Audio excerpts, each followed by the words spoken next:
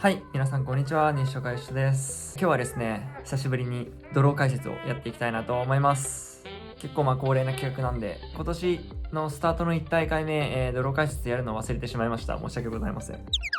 ということで、アデレード2ですね。アデレードの2周目250の、本戦の予想をしていきたいなと思います。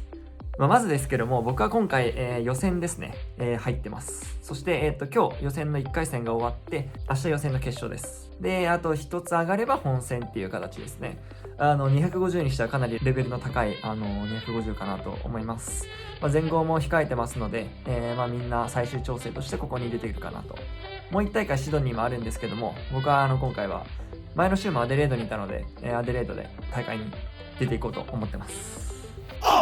はい。では、面白そうなドロー解説いきたいと思います。一つ目が、アメリカのマクドナルド・マッケンジー選手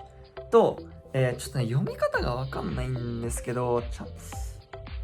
フランスの、僕と同い年の95年生まれなんですけど、アーサー・リンダーネックかな多分。リンダーネックだと思うんですけど、ちょっとちゃんとした読み方がちょっと、わかりませんが、ドローを見て、マッケンジー選手と当たる相手と思ってください。この対決、同年代対決なんですけども、何が面白いかって、マッケンジー選手は僕も当時、ジュニア時代からトップ選手だったんで、世界の、いわゆるジュニアのデビスカップだったりっていうところでは、お互いを知っていたんですけども、このフランスの選手、僕と同い年なんで知ってるかなと思ったんですけど、全く知らなかったんですよね。当時の14歳16歳の国別対抗戦とかにも名前は載っていなくて、いきなり強くなったっていう選手ですね、正直。去年から一気にこうやってランキング上がってかなりランキングを上げたんですけども、結構ね最近多いんですよ。僕らと同年代もしくは年が近い年代の子たちがジュニア時代は強くなかったのに、プロになってかなり上がってきたっていう選手が多くて、この選手はその一人になるかなと思います。で同年代対決ということで、ランキングも同じぐらいですし、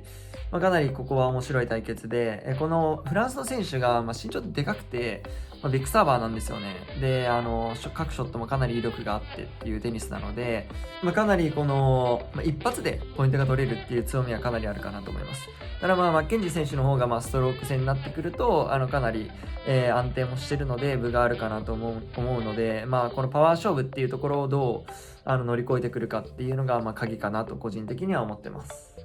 はい、もう一個がですね、フランシス・テアフォー選手とトミー・ポール選手。ここはほとんど同い年だと思います。はい。同い年か、ちょっと一個違いかだと思うんですけども、ここ何が面白いかって、年も近いっていうのもあるんですけど、まず二人めちゃくちゃ仲がいいっていうのが一つっていうところと、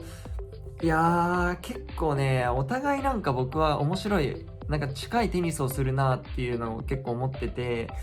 2人ともサーブがかなりいいですし、そしてフォアハンドがかなりいいんですけども、バックハンド結構安定してるんですよ。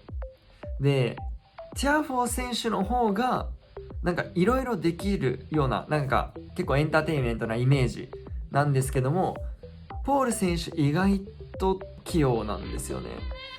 意外とじゃないんですけど、かなり器用で、いろんなこと実はいろいろできて、ティアフォー選手が結構派手に見えるんですけど、ポール選手も結構いろいろできるっていうところで、このなんかお互い似たようなテニスがぶつかり合うのが面白いかなと思ってます。あとは土地が近いっていうところで結構友達っていうところも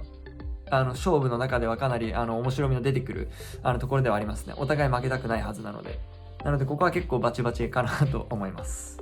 そしてもう一つがですね、すいません、これもまた僕読めないんですけども、フクソビッチ選手と対戦するオランダの選手なんですけど、この選手も上がってきたばっかりです。ですね、ボティックバンで、なんて読むんだろう、ザンスカルプかな。いや、ちょっとわかんないです。ごめんなさい。ちょっと本当に読めないです、これ。全米オープンでベスト8に入った選手ですね、オランダの。去年僕も、ロシアの大会で負けましたけども、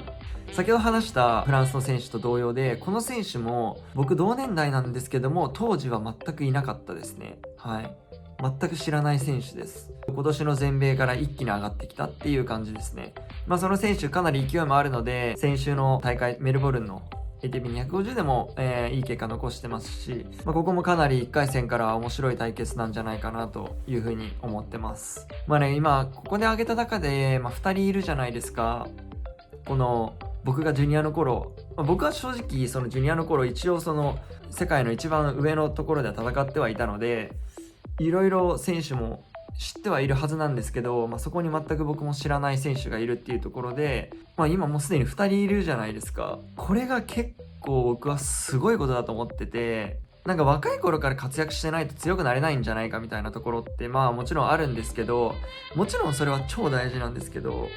それだけじゃないっていうところを結構僕は体現してる選手が最近すごい増えてきていて、僕も26なんで、ある程度こうやってツアーとかのレベルをずっとチャレンジャーだったりっていうところをずっと戦い続けていれば、もちろんいけるところなのかもしれないんですけど、もちろんそんな簡単ではないですけど、小さい頃にそんなに強くなくたって結局このやり続ければ上がっていけるっていうのを結構体現してくる選手が多いので、そこはかなり面白いポイントかなと僕は思っています。テニスの若くして強くないといけないっていうところから、そうではなくてプロになってからやりようによったら自分も強くなっていけるっていうのを結構見える部分でもあるのかなと個人的には思ってます。で、僕はですね、予選上がりということで、予選上がりのスポットが、あるんですけども、予選上がり同士の一つですね。ヤン・ストルフ選手、ドイツのストルフ選手ですね。イタリアのマガー、これマガーでやってるかな、マガー選手で、もう一つが、ワイルドカードのアレックス・ボルト選手。